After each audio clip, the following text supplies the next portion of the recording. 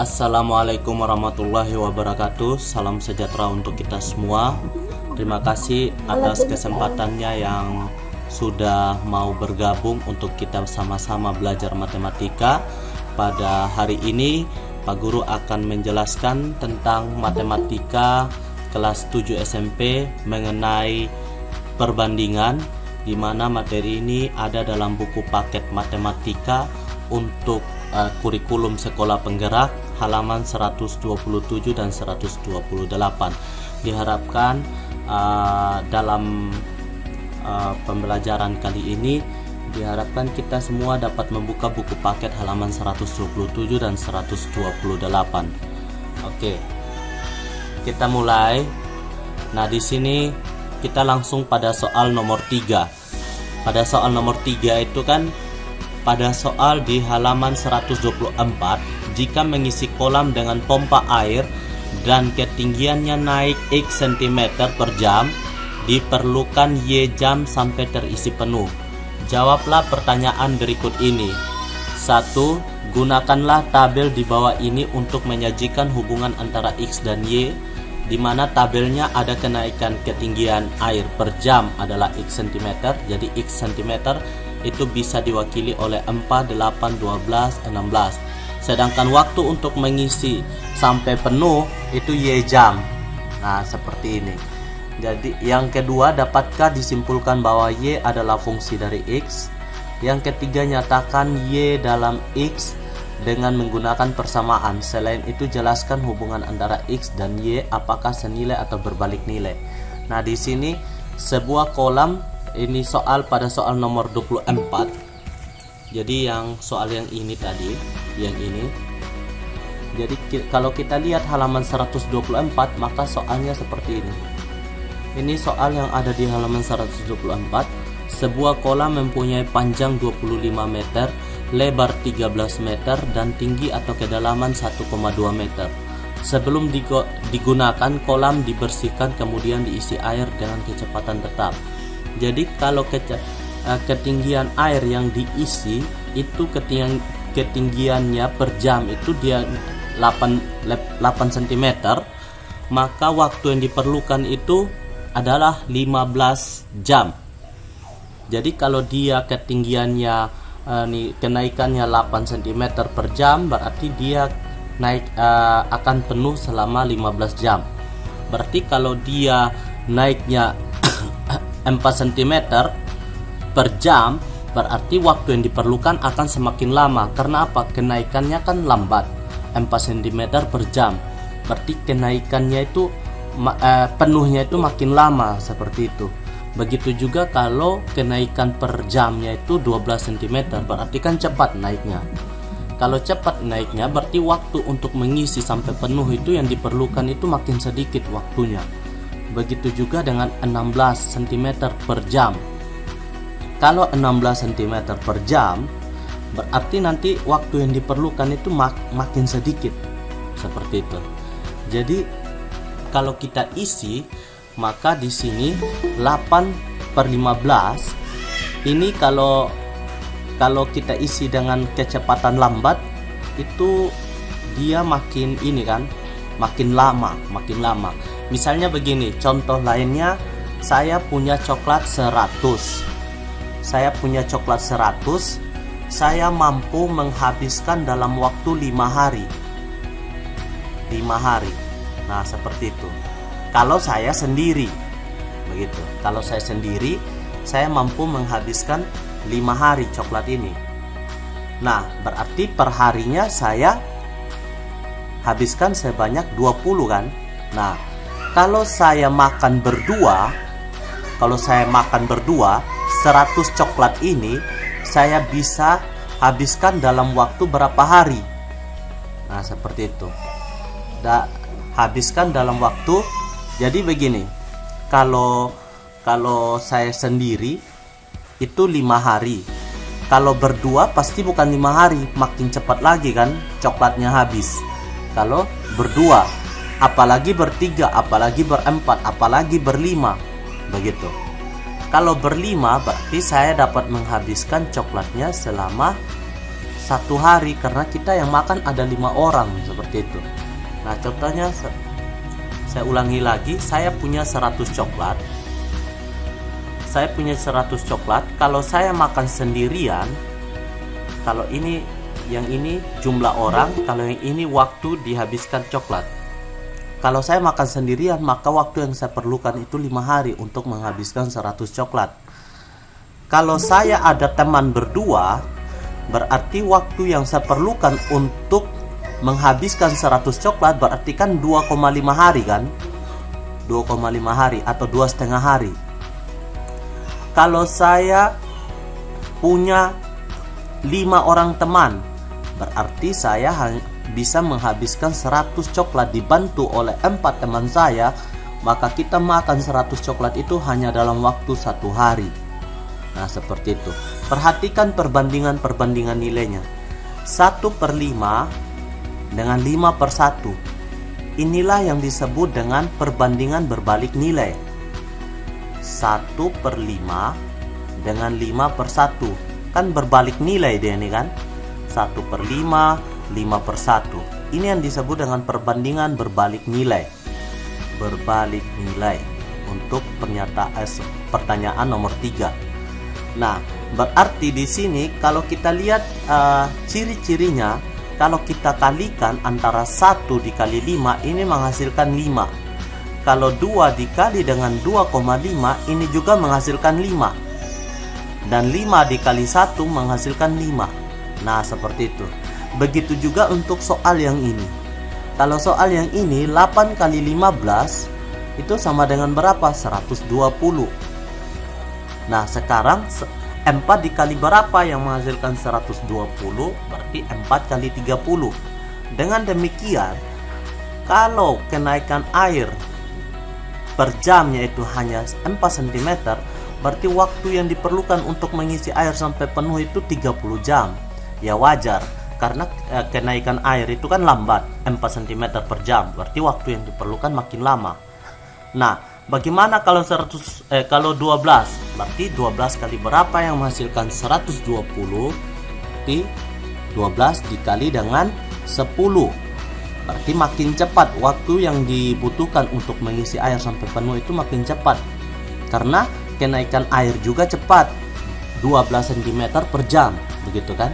Kalau kalian isi air di bak, kalau kenaikannya cepat berarti waktu yang kalian butuhkan untuk air itu penuh rata bak makin cepat juga kan. Nah, itu maksudnya. Jadi 16 kali berapa yang menghasilkan 120 atau 120 kita bagi dengan 16 itu menghasilkan 7,5. Atau di sini 15 pastinya 8 jam. Karena ini 8/15, 15/8. Atau 20. Kalau 20 berarti waktu yang diperlukan berapa jam? 6 jam. Nah, kenapa 6 jam? Kenapa 6 jam? Karena 6 kali 20 itu yang menghasilkan 120. Di sini 6. Berarti kalau kecepatan air naik setinggi 20 cm per jam, berarti hanya dibutuhkan waktu 6 jam untuk mengisi air sampai penuh. Nah, seperti itu. Jadi kalau nomor 2, dapatkah disimpulkan bahwa Y adalah fungsi dari X? Jadi jawabannya di sini ya, dapat disimpulkan. Dapat disimpulkan. Kenapa dapat disimpulkan? Ya, karena kita sudah menemukan hubungan-hubungan ini. Jadi Y dalam X, nyatakan Y dalam X dengan menggunakan persamaan. Jadi Y sama dengan 120 per X. Nah, seperti itu. Kenapa 120? Karena di sini 120 per X. X-nya itu yang ini. 4, 8, 12. Berarti kalau ketinggian airnya 1 cm per jam, berarti waktu yang diperlukan berapa jam? Otomatis 120. Nah, seperti itu. Oke, jadi di sini 120 itu bisa kita hitung dari apa? Dari volume ini. Volume antara 25 yang ini kalau berapa sentimeter itu kan berarti kita hitung dulu. Kita coba volume kolam. Kalau kita menghitung volume kolam ini kan 25, kita lihat volumenya 25, ingat satuannya meter, dikali dengan 13 dikali dengan 1,2, maka hasilnya berapa? Coba dihitung.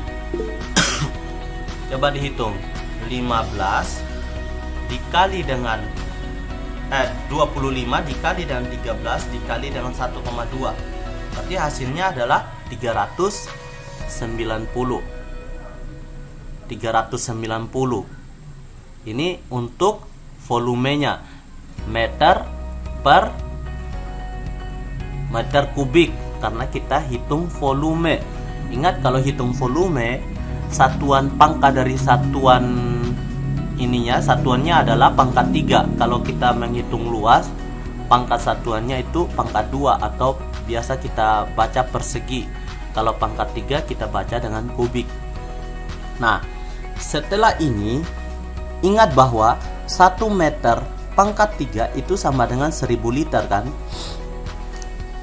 1000 liter.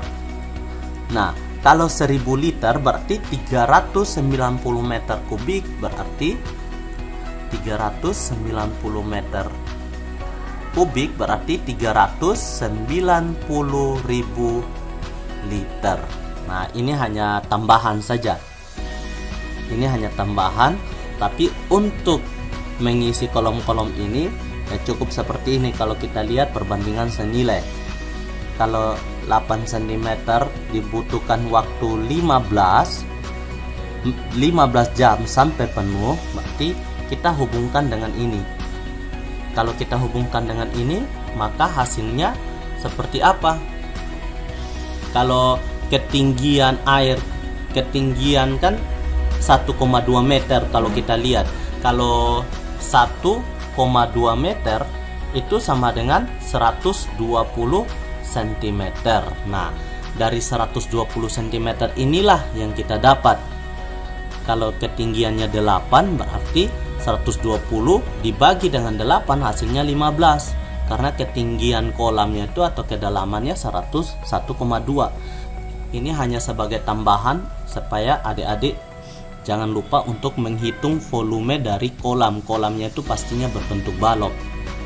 Tapi ada juga kolam yang berbentuk lingkaran ya. Tapi di sini tidak ada keterangan apakah kolamnya itu berbentuk balok atau tidak. Tapi di sini kita hanya mempunyai keterangan panjang, lebar, dan tinggi. Kalau panjang, lebar, dan tinggi kita biasa identik dengan ukuran balok. Nah, seperti itu ya. Oke, 120 cm itu kita dapat dari ketinggian atau kedalaman dari kolam tersebut. Kalau dia tingginya naiknya per jam 8 cm, berarti 120 itu kita bagi dengan 8. Maka Y sama dengan 120 per X. Kita anggap 4, 8, 12, 16, 15, 20 itu sebagai X.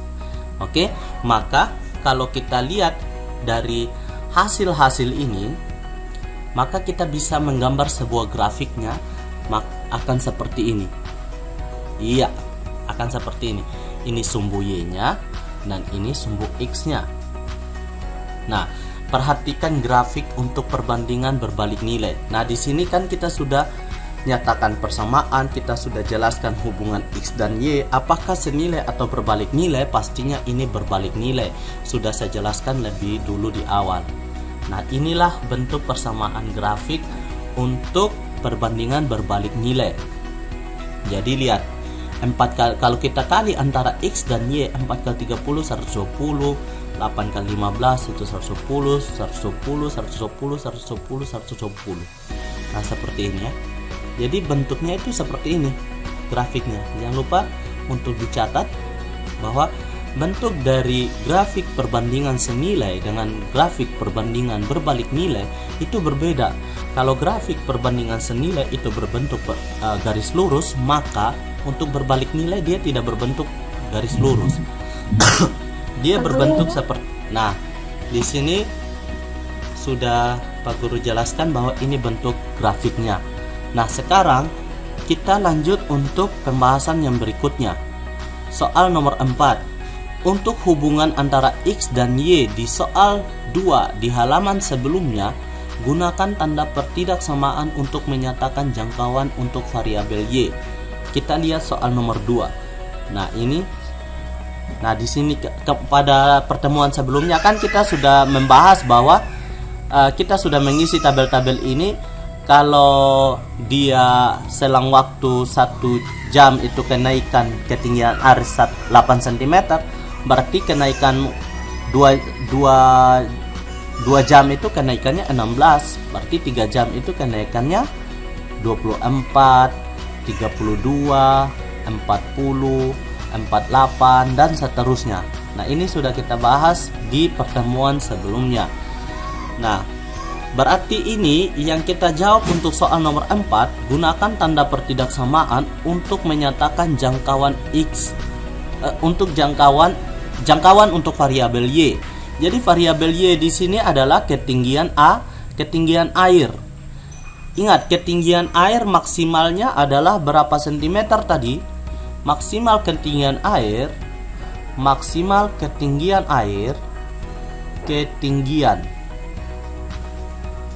itu adalah 120 cm. Kenapa 120 cm? Karena ketinggian kolamnya cuman 1,2 meter. Nah, seperti itu.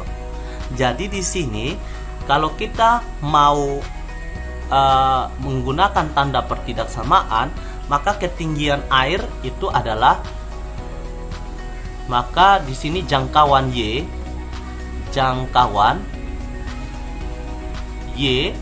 itu Y mulai dari mana? Kan mulai start dari 0 sampai 120 pastinya kan. Nah, di sini 120. Jadi Y itu mulai start dari 0 sampai 120. Y-nya kita taruh di tengah. Terus tandanya kita seperti ini. Jangan lupa taruh tanda sama dengan. Nah, inilah jangkauan Y yang dimaksud. Oke, sampai sini saya harap sudah paham. Itulah untuk jawaban soal nomor 4, karena maksimal ketinggian air itu 120 cm. Oke, kita lanjut untuk soal nomor 5.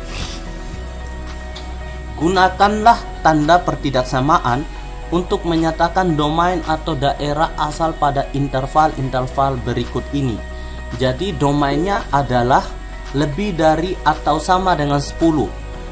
Nah, ini ada keterangan di bawah. Ketika menyatakan interval pada garis bilangan yang bulatan hitam ini, artinya bilangan termasuk bilangan 10 ini.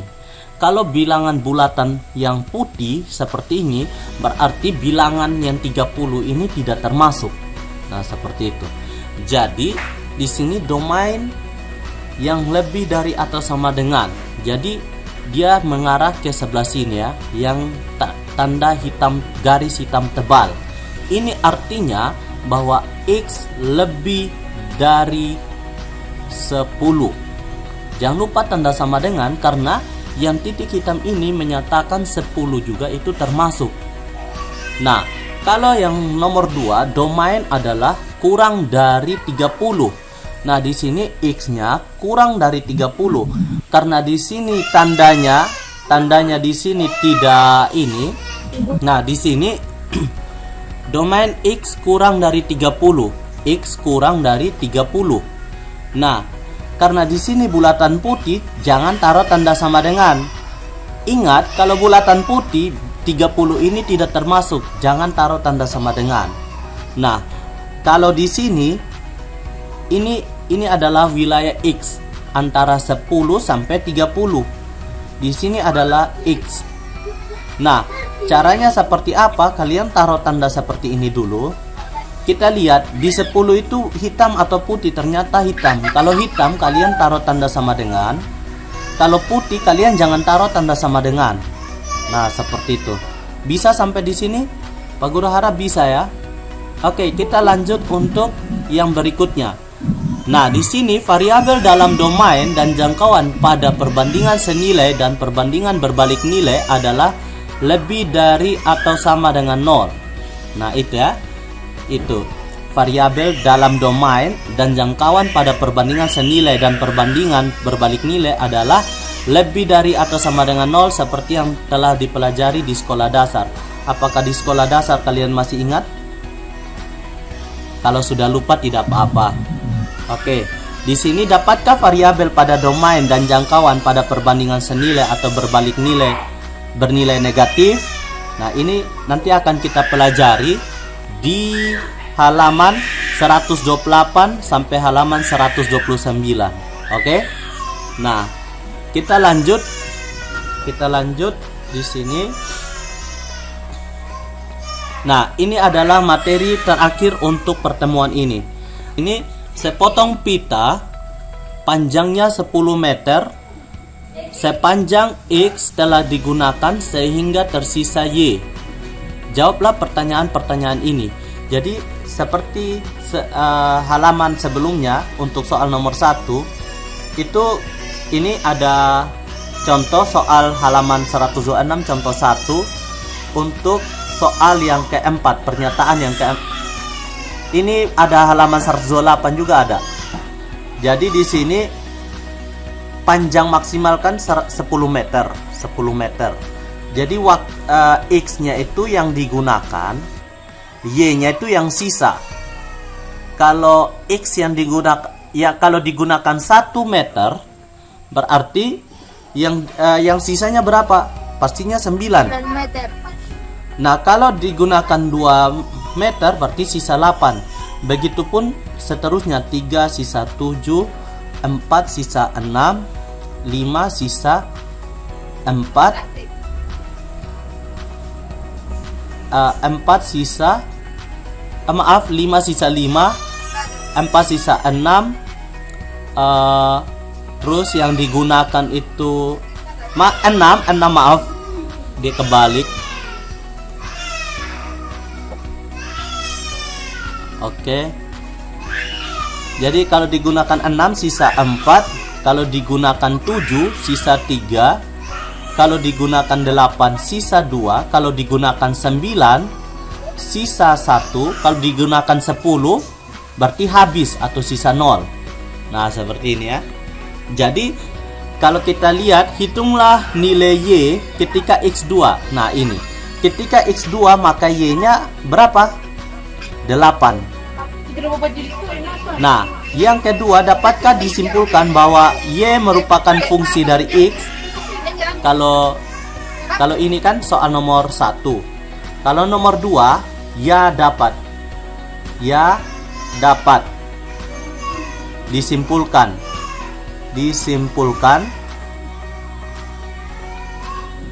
ya dapat disimpulkan bahwa Y merupakan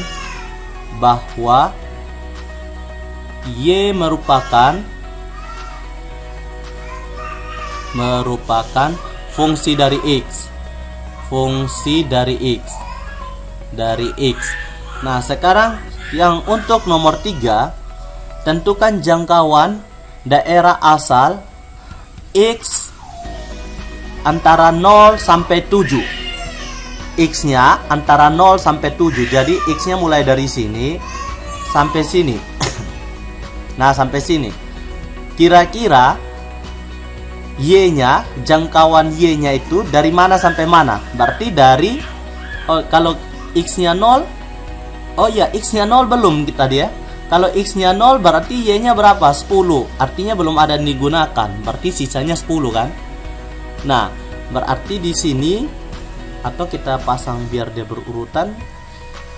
Kita pasang dia di sebelah. Jadi di sebelah sini X dengan Y. Di sini kalau kita gunakan 0 maka sisa 10. Nah, ini ya sampai di sini ya. Dari 0 sampai 7 berarti jangkauannya itu dari 10 sampai 3 kan? Nah, berarti kalau kita tentukan jangkauannya berarti 3, 10, Y-nya di tengah. Baru kita lihat di sini, kita lihat X-nya. Kalau X-nya ada tanda sama dengan, berarti Y-nya juga ada tanda sama dengan. Nah, seperti itu. Ini artinya bahwa jangkauan daerah asal X, maka jangkauan Y-nya juga mulai dari 3 sampai 10. Oke, sampai di sini. Oke, sampai di sini dulu. Terima kasih telah bergabung. Pak Guru sudah absen semuanya. Sampai jumpa di pertemuan yang berikutnya. Wassalamualaikum warahmatullahi wabarakatuh. Salam sejahtera untuk kita semua dan salam sehat. Tetap semangat.